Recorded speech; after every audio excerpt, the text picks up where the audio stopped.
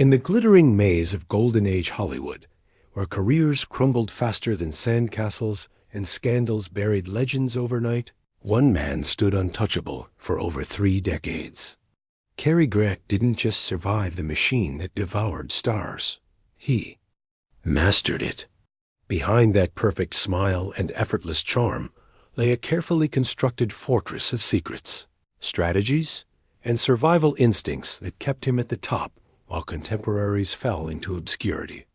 What you're about to discover are the 7 unspoken rules that transformed Archie Leach, a poor boy from Bristol, into Hollywood's most enduring icon, and the dark truths about what it really took to stay golden in Tinseltown's golden age. Long before anyone whispered the name Cary Grant, there was Archie Leach, working-class boy from Bristol, whose father abandoned the family when poverty became too heavy to bear. But little did the world know, this early abandonment would become Grant's greatest teacher in the art of survival. Standing in the wings of vaudeville theaters as a teenager, watching performers transform themselves night after night, Archie learned his first crucial lesson. Asterisk in show business. You don't just play a character, you become one. Asterisk, the transformation wasn't just about changing his name. Grant understood something that eluded most of his contemporaries. Authenticity was a luxury he couldn't afford.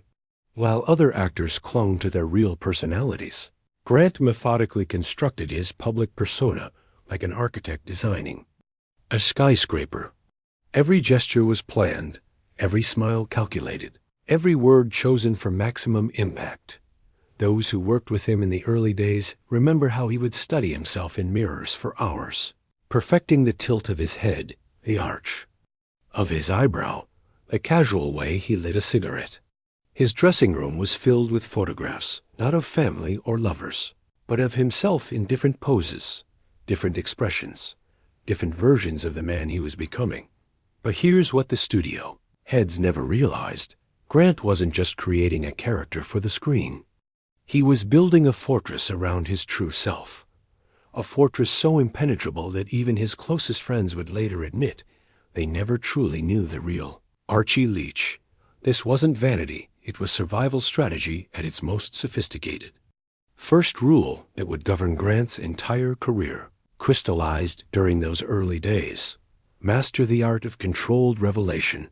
Show them enough to be fascinating, but never enough to be fully known. In Hollywood, mystery was currency, and Grant was about to become the richest man in town. Hollywood thrived on intimacy, or at least the illusion of it.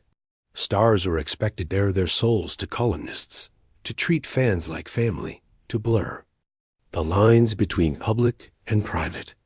But Cary Grant saw the trap that claimed so many of his contemporaries. He watched as Clark Gable's personal struggles became tabloid fodder, as Judy Garland's pain became public entertainment, as countless stars found their private lives dissected and destroyed. Grant's solution was revolutionary. He would give them everything and nothing at once. He perfected the art of the charming deflection, the witty non-answer, the smile that promised intimacy while delivering distance. When journalists pressed for personal details, he would lean in conspiratorially and share a perfectly crafted anecdote that revealed nothing while feeling like everything. His romantic relationships became legendary precisely because they remained mysterious. While other stars' love lives played out like soap operas in the press, Grant's relationships unfolded behind a veil of elegant discretion. He understood that the public's imagination was far more powerful than any reality he could provide. Let them wonder, let them speculate, let them fill in the blanks with their own desires and fantasies. Even his closest professional relationships operated within carefully maintained boundaries. Directors praised his professionalism. Co-stars adored his charm, but few could claim they truly knew him. Katharine Hepburn, perhaps his most frequent screen partner and rumored romantic interest, would later say, Cary was like a beautiful, perfectly wrapped present that you could never quite open. This calculated distance served multiple purposes. It protected him from the invasive scrutiny that destroyed other careers. It maintained the aura of sophistication that became his trademark, and it gave him complete control over his narrative. While other stars became prisoners of their public images, Grant remained the architect of his own legend. The whispers about his sexuality, his marriages, his mysterious past Grant never confirmed or denied, never explained or defended. He simply smiled that enigmatic smile and let the world wonder. In an industry built on exposure, he had weaponized privacy. The studio system of Golden Age Hollywood was designed to own stars completely body, soul, and signature.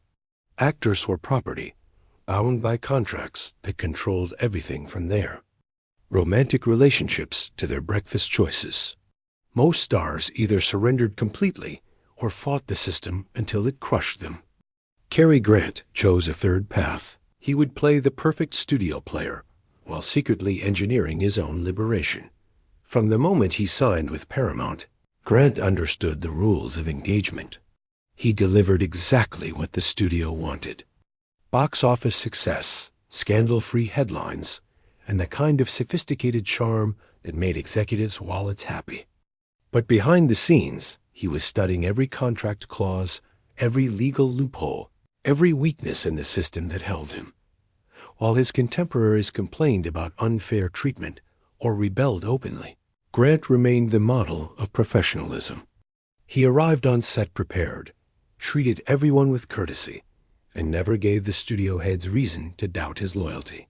This strategic compliance earned him privileges that more temperamental stars never achieved. Better scripts, preferred directors, and most importantly, the trust that would eventually lead to his freedom. The genius of Grant's approach became clear in 1937 when his Paramount contract expired. Instead of automatically renewing like most stars did, he shocked the industry by becoming one of the first major actors to go freelance. But this wasn't impulsive rebellion. It was the culmination of years of careful planning. He had built relationships with independent producers, studied the changing economics of the industry, and positioned himself as irreplaceable rather than merely valuable. His decision to work picture by picture allowed him to choose his projects, his co-stars, and most importantly, maintain control over his image. While other stars remained trapped in studio prisons, Grant had quietly purchased his own freedom without burning any bridges in the process. The studios, rather than blacklisting him as they might have done with a more rebellious star, competed desperately for his services. His strategic patience had transformed him from studio property into Hollywood royalty, answering to no one but himself. Time was Hollywood's great destroyer. Careers that seemed bulletproof in the 1930s withered by the 1940s. Leading men found themselves playing character actors. Romantic icons discovered they'd aged out of love stories, and yesterday's sensations became tomorrow's has-beens. Cary. Grant faced this same mortality, but he had observed something the others missed. Audiences didn't abandon stars because they aged. They abandoned them because they stopped being who audiences fell in love with. Grant's solution was masterful. He would age gracefully while remaining essentially unchanged. As the decades passed, his hair silvered elegantly. His face gained distinguished lines, but his essential Grantness never wavered.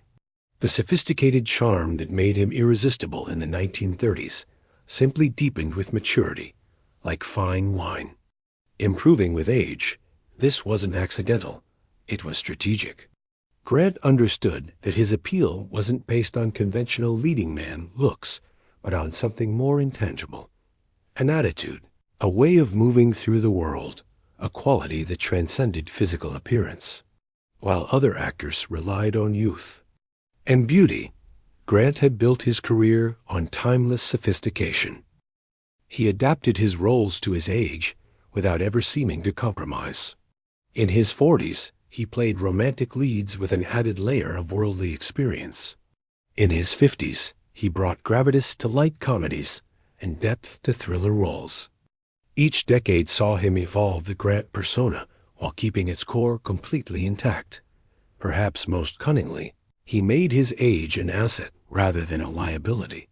His romantic scenes with younger actresses like Grace Kelly and Deborah Kerr crackled, with the tension between experience and innocence, sophistication and fresh beauty.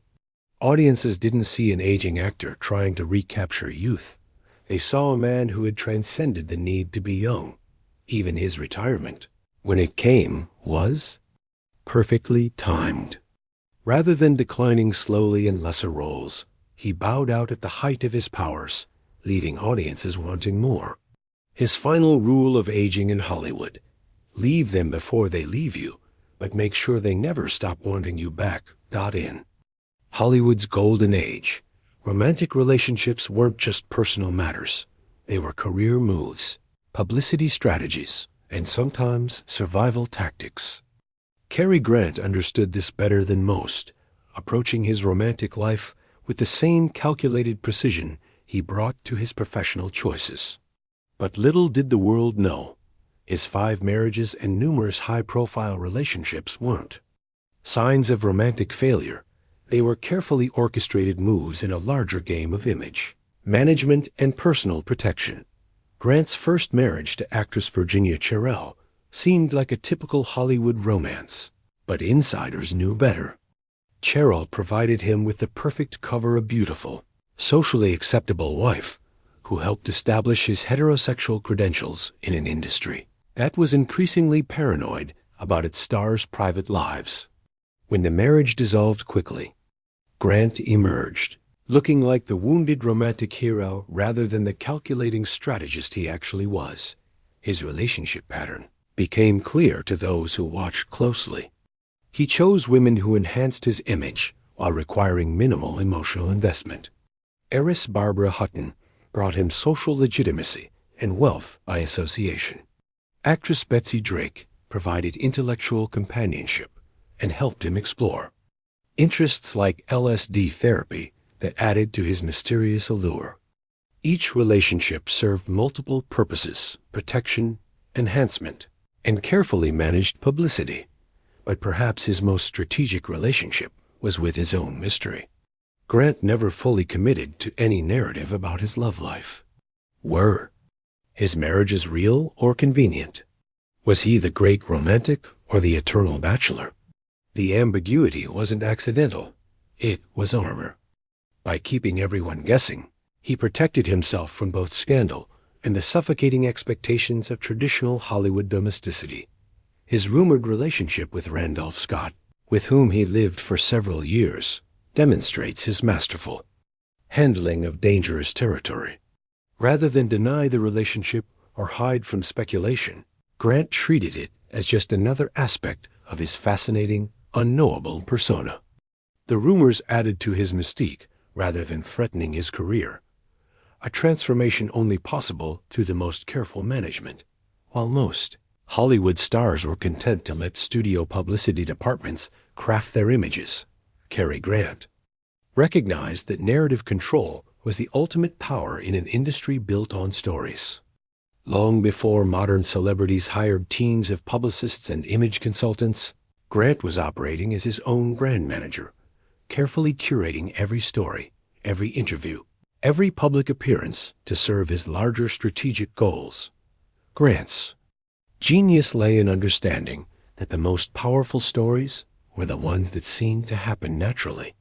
Rather than issuing press releases about his charitable work, he would quietly arrange for photographers to accidentally capture him visiting children's hospitals. Instead of boasting about his business acumen, he let financial reporters discover his savvy investments and real estate deals. Every positive story about Grant felt organic, unforced, and therefore more believable and more powerful. He was equally strategic about damage control. When rumors surfaced that threatened his carefully constructed image, Grant never addressed them directly. Instead, he would orchestrate counter-narratives that rendered the rumors irrelevant. If gossip, columnists speculated about his sexuality, a charming photo opportunity with a beautiful woman would appear in the society pages. If critics suggested he was difficult to work with, glowing testimonials from co-stars would mysteriously find their way into interviews. But Grant's most masterful narrative creation was the story of his own transformation. The Rags to Riches tale of Archie Leach becoming Cary Grant was told and retold in countless interviews and articles, always with slight variations that kept it fresh while reinforcing the core message. This was a man who had recreated himself through sheer will and determination. It was the perfect American dream story, and it positioned every criticism of Grant as an attack on the very possibility of self-improvement and success.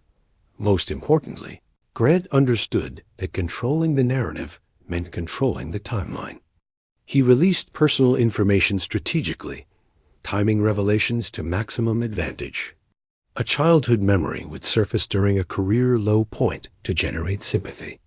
A philosophical reflection would appear just as he was transitioning to more serious roles. He made his own life story into a serialized novel, with each installment carefully calibrated for maximum impact. The final, and perhaps most crucial rule of Cary Grant's survival strategy wasn't about avoiding Hollywood's dangers. It was about making Hollywood fall so completely in love with him that harming him became unthinkable. Grant understood that in an industry built on relationships, the ultimate protection came not from contracts or lawyers, but from genuine affection and professional respect that transcended mere business considerations. Grant's approach to building these protective relationships was methodical and sincere. He remembered the names of crew members' children, sent thoughtful gifts on birthdays, and treated everyone from studio heads to craft services with the same courteous attention. But this wasn't mere politeness. It was strategic relationship building of the highest order. By making everyone feel valued and special, Grant created an army of protectors throughout the industry. Directors fought to work with him, not just because he delivered at the box office, but because he made their jobs easier and more enjoyable. Co-stars requested him specifically not just for his professional skills, but because he elevated everyone around him. Even journalists, notoriously cynical about celebrity charm, found themselves genuinely liking Grant and therefore reluctant to write negative stories about him. The genius of this approach became most evident during the few times Grant faced potential scandals or career threats.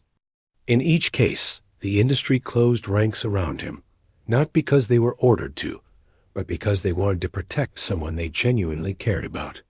When whispers about his personal life threatened to become public problems, influential friends would quietly intervene. When newer stars might have been positioned as his replacements, established power brokers would find ways to create opportunities that showcased Grant's continued relevance. This protective network wasn't built overnight. It was the result of decades of consistent. His account was overflowing with people eager to help him succeed. Perhaps most remarkably, this final rule never felt calculated or manipulative to those who experienced it. Grant's ability to make people feel special and valued appeared completely natural and sincere, which, in its own way, it was. He had learned to genuinely care about the people who could help him, creating authentic relationships that served strategic purposes without losing their essential humanity. Behind the flawless facade and strategic brilliance lay a truth that Cary Grant carried like a secret wound throughout his entire career. Perfection, even when successfully achieved, comes with a price that few observers ever see. The same carefully constructed defenses that made him invulnerable to Hollywood's usual predators also created a prison of sorts, one where genuine connection became increasingly difficult and authentic self-expression nearly impossible. Those closest to Grant began to notice the cost of his survival strategy as early as the 1940s. Friends described a man who seemed perpetually performing, even in private moments. Dinner party guests noted how he would catch himself relaxing and immediately snap back into his charming persona, as if dropping his guard, even briefly, was too dangerous to risk. The line between Cary Grant, the character, and Archie Leach, the person, had become so blurred that even Grant himself sometimes seemed unsure where one ended and the other began. His romantic relationships, despite their strategic value, suffered from this fundamental disconnection. Each wife and serious girlfriend would eventually encounter the same frustrating dynamic, falling in love with the most charming man in the world, only to discover that the charm was so perfectly crafted that finding the real person underneath felt impossible. Virginia Cherrill once told friends that living with Grant was like being married to a beautiful statue, perfect to look at, but cold to the touch. The psychological toll manifested in other ways as well. Grant's famous perfectionism on set, while professionally valuable, created enormous internal pressure. He would film scenes dozens of times, not because directors demanded it, but because his own standards required absolute flawlessness. This compulsive need for control extended to every aspect of his public appearances, creating a life where spontaneity became a luxury he couldn't afford. Perhaps most poignantly, Grant's success in avoiding Hollywood's usual scandals and career-destroying pitfalls came at the cost of ever being truly known or understood. The protective mystery that served him so well professionally left him emotionally isolated, surrounded by admirers and acquaintances, but struggling to find genuine intimacy or authentic connection. Not by the late 1950s, Cary Grant had achieved something unprecedented in Hollywood: complete career immunity. He was universally beloved, professionally untouchable, and financially independent. But little did the world know, this very success had begun to feel like a beautifully appointed cage. The man who had mastered every rule of Hollywood survival was starting to question whether survival was enough, and his search for something deeper would lead him down paths that shocked even his closest confidants. Grant's exploration of LSD therapy, conducted under medical supervision throughout the late 1950s and early 1960s, represented a radical departure from his usually cautious approach to anything that might threaten his image. Yet even this seemingly reckless experiment was approached with characteristic strategic thinking. He chose his therapists carefully, ensured complete confidentiality, and gradually began incorporating insights from his sessions into his public persona without ever directly acknowledging what he was doing. The LSD experiences, Grant later revealed to trusted friends, were attempts to find the authentic self that decades of careful construction had buried. Under the influence of the drug, the walls between Cary Grant and Archie Leach would temporarily dissolve, allowing him to experience emotions and memories that his survival strategies had long suppressed. These sessions became a form of archaeological expedition, digging through layers of performance to find whatever remained of the original person underneath. What he discovered during these explorations both liberated and terrified him. The vulnerable, emotionally hungry boy from Bristol was still there, still carrying the pain of abandonment and the fear of not being enough. But he had also found something else, a profound appreciation for the artistry of what he had created. Cary Grant wasn't just a mask or a performance. It was, in its own way, a genuine expression of who Archie Leach had chosen to become. This realization began to subtly transform his approach to both his career and his personal relationships. The rigid perfectionism softened slightly, allowing for moments of genuine spontaneity. His performances gained new depth as he learned to channel authentic emotions through his carefully constructed persona. Most significantly, he began to approach relationships with less fear, though the habits of decades would never be completely overcome. The irony wasn't lost on Grant. In order to find himself, he had needed to venture beyond the very survival strategies that had made such exploration possible. Only his unassailable position in Hollywood allowed him the security to risk everything in search of something more meaningful than mere success. As the 1960s progressed, Cary Grant found himself in an unprecedented position. He was not just surviving, Hollywood's changes, but thriving as the industry transformed around him. The studio system that had tried to own him was crumbling. The moral codes that had shaped his early career were dissolving, and a new generation of rebels and method actors was challenging everything Grant's generation had represented. Yet somehow, the master strategist was not just adapting, he was becoming more relevant than ever. The key to Grant's continued success during this revolutionary period lay in his ability to recognize that his seemingly old-fashioned sophistication was actually becoming a rare and valuable commodity. While younger actors were defining themselves through intensity and emotional authenticity, Grant's polished elegance began to feel both nostalgic and refreshingly mature. Directors like Alfred Hitchcock understood this shift, casting Grant in North by Northwest and other films that positioned his classic charm as the perfect counterpoint to the chaotic modern world. But Grant's real genius during this period was his ability to subtly update his persona without fundamentally altering it. His characters began displaying hints of the self-awareness and psychological complexity that audiences now expected, but filtered through his signature sophistication. He played men who were still charming and elegant, but who now acknowledged the effort required to maintain such poise in an increasingly challenging world. The sexual revolution particularly tested Grant's survival strategies. While other stars struggled with how much of the new permissiveness to embrace, Grant found a perfect balance. He became more openly sensual and psychologically complex, while maintaining the essential mystique that had always been his trademark. His relationships with younger co-stars, like Audrey Hepburn and Sophia Loren, crackled with a new kind of energy-sophisticated mentorship, mixed with genuine attraction. Experience teaching innocence while learning from it in return. Perhaps most impressively, Grant managed to position himself as both a bridge between Hollywood's past and future, and as a timeless figure who transcended such temporal concerns entirely. He worked with both old-guard directors who understood his classical appeal and new voices who saw his potential for psychological depth. This dual relevance kept him from being dismissed as a relic while avoiding the career suicide that came with completely abandoning his established persona.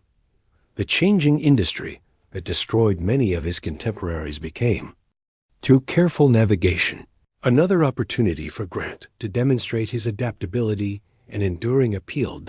In 1966, at the height of his powers and still commanding top dollar at the box office, Cary Grant made a decision that stunned Hollywood.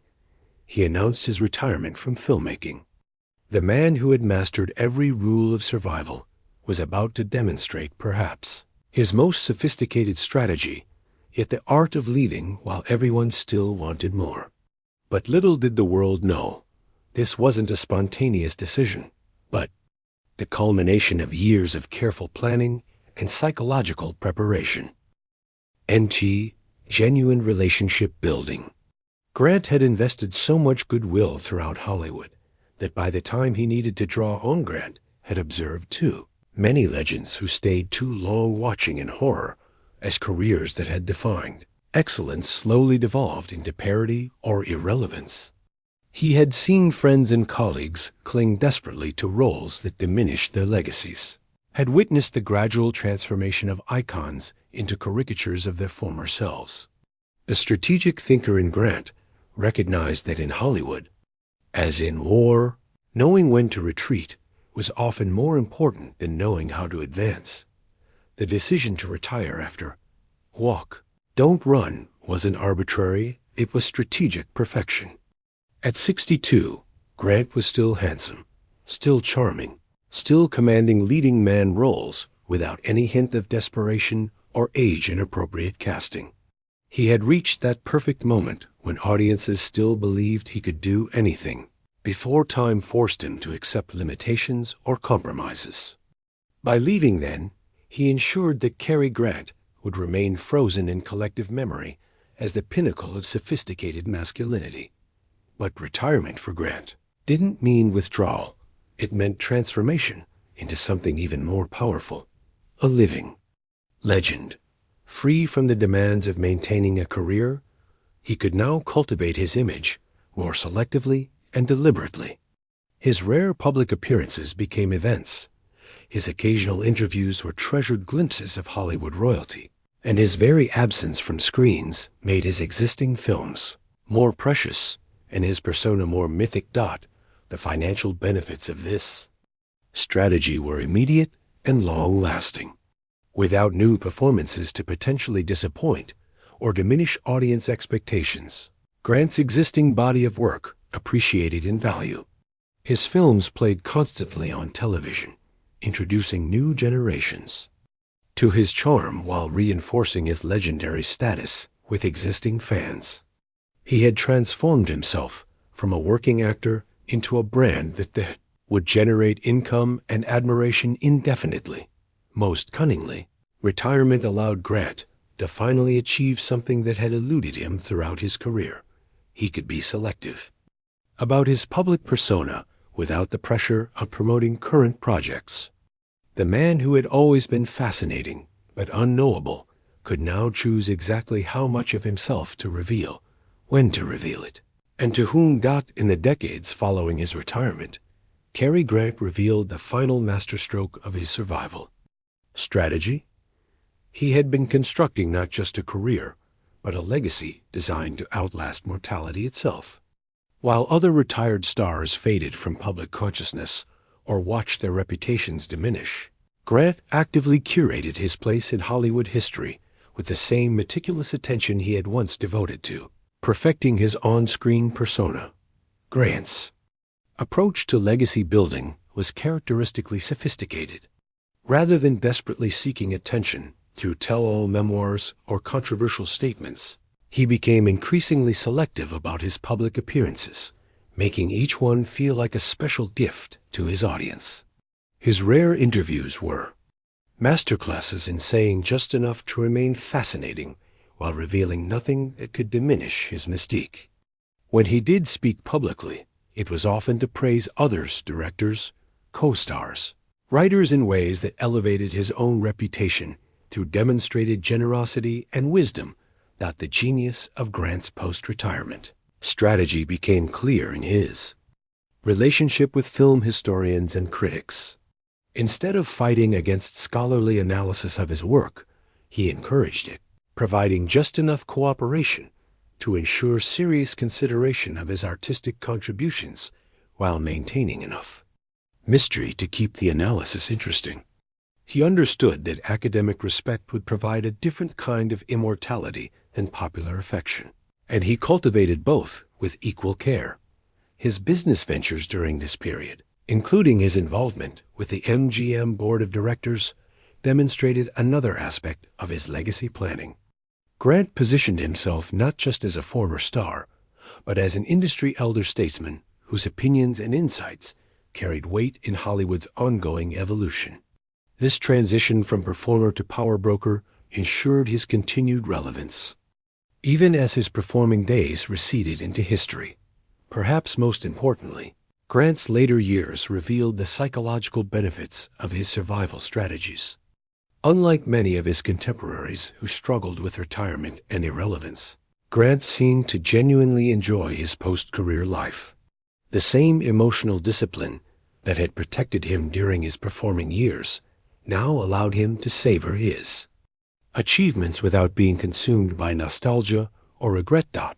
By the time of his death in 1986, Grant had successfully transformed himself from a movie star into something rarer and more enduring, a cultural icon whose appeal transcended generational boundaries and whose reputation seemed immune to the revisionist forces that diminished so many other legends.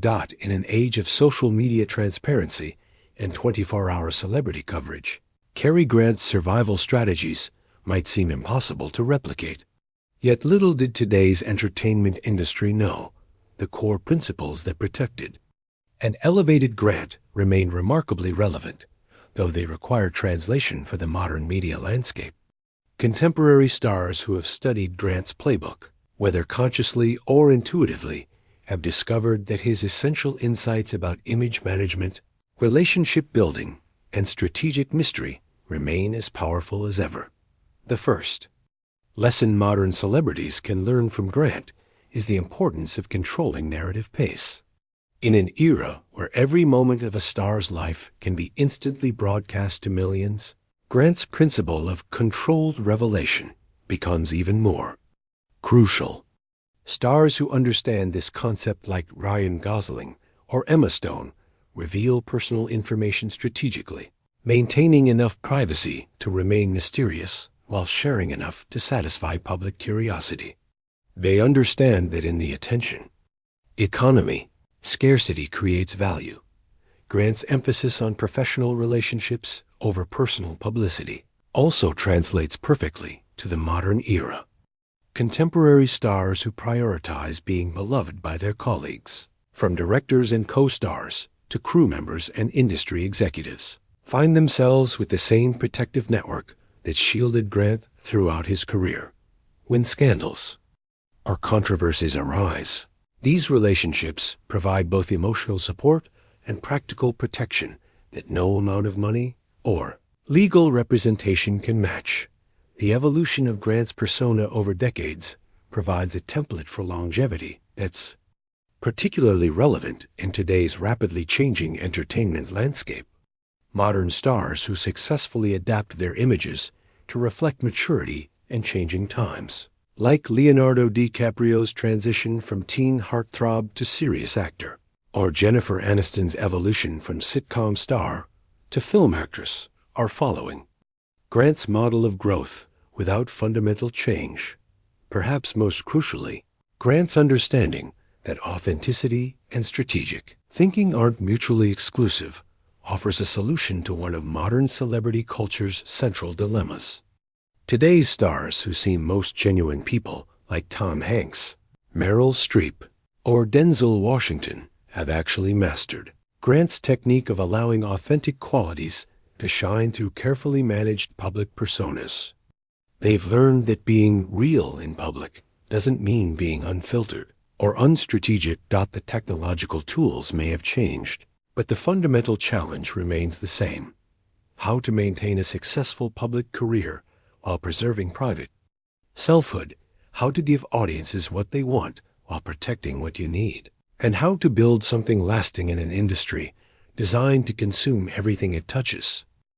As we examine the wreckage of countless Hollywood careers, stars who burned out, faded away, or destroyed themselves through scandal and poor decisions, one question becomes unavoidable: what made Cary Grant different? What elevated him from mere survival to actual triumph, from protecting his career to building something immortal? The answer, like the man himself, is both simpler and more complex than it appears.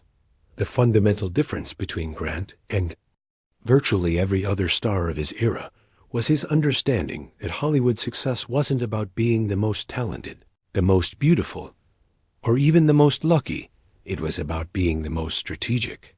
While his contemporaries relied on natural gifts, studio protection, or pure charisma, Grant built his career on a foundation of systematic thinking and long-term planning that treated his public persona as both his greatest creation and his most valuable asset. But strategy alone can't explain Grant's unique position in Hollywood history. What truly set him apart was his ability to be genuinely charming while being completely calculating, to create authentic moments while maintaining absolute control, to reveal himself while preserving his mystery. This wasn't hypocrisy or deception. It was a form of artistic achievement that elevated public persona construction to the level of high art. Grant's relationships throughout the industry provide perhaps the clearest evidence of his singular position. While other stars were either feared or pitied, loved or hated, Grant achieved something rarer. He was universally respected. Directors trusted him, co-stars adored him, executives relied on him, and audiences cherished him. This wasn't luck or accident.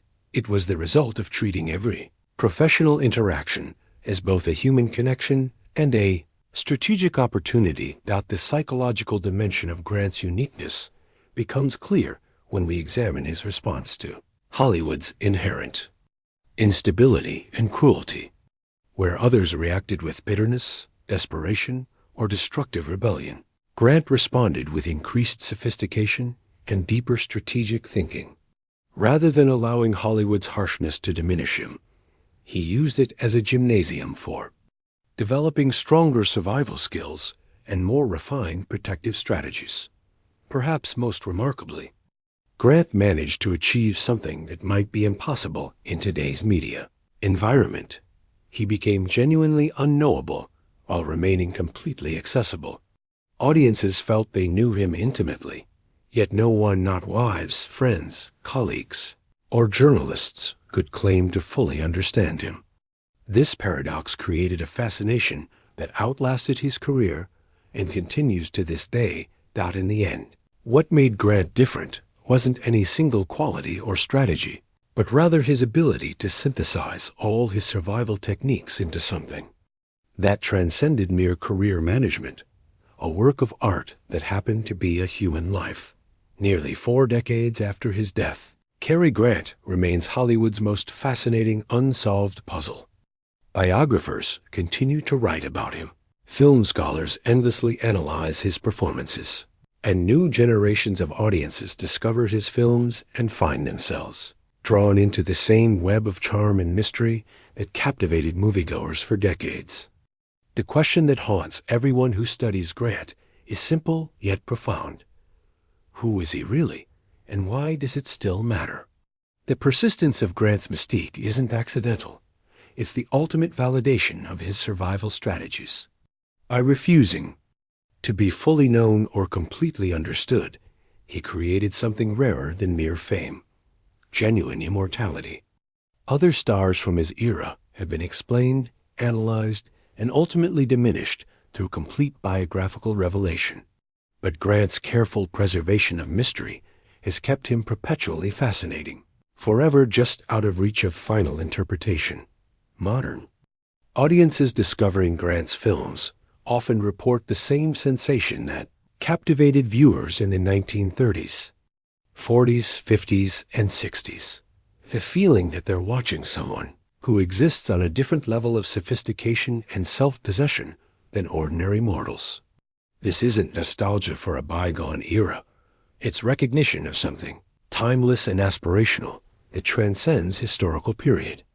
Grant represents the possibility of complete self-creation and mastery, the dream of becoming exactly who you choose to be. The continuing relevance of Grant's survival strategies in our current celebrity culture suggests that he understood something fundamental about fame and public life that remains true regardless of technological or social changes. His insight that mystery is more powerful than revelation, that strategic thinking and genuine charm can coexist, and that controlling your narrative is the ultimate form of personal power. These lessons are as valuable today as they were 70 years ago. But perhaps the most profound aspect of Grant's enduring fascination is what he represents about human potential. He proved that it's possible to reinvent yourself completely without losing your essential humanity, to be utterly strategic without becoming cold or calculating, to protect yourself without becoming isolated or bitter. In an age of oversharing and constant exposure, Grant's life stands as proof that you can maintain dignity, mystery, and genuine connection simultaneously. The 7 rules that govern Grant's survival in Hollywood master reinvention: maintain distance, play the game strategically, evolve without changing, love carefully, control the narrative, and make everyone want to protect you, aren't just career advice. They're a blueprint for navigating any complex social environment while maintaining your integrity and achieving your goals. As we reach the end of our journey through the hidden strategies that made Cary Grant untouchable, one truth emerges with crystalline clarity: we will never see his like again. The combination of talent, timing, and strategic brilliance that created the Grant phenomenon was unique to its era and impossible to replicate in our modern world of instant information and total exposure. Yet, Grant's legacy offers something more valuable than nostalgia. It provides a masterclass in the art of living strategically while remaining genuinely human. In a world that often demands, we choose between authenticity and success, between self-protection and connection, between mystery and intimacy. Grant proved that the most sophisticated choice is finding ways to have both. His 7 rules for survival were just about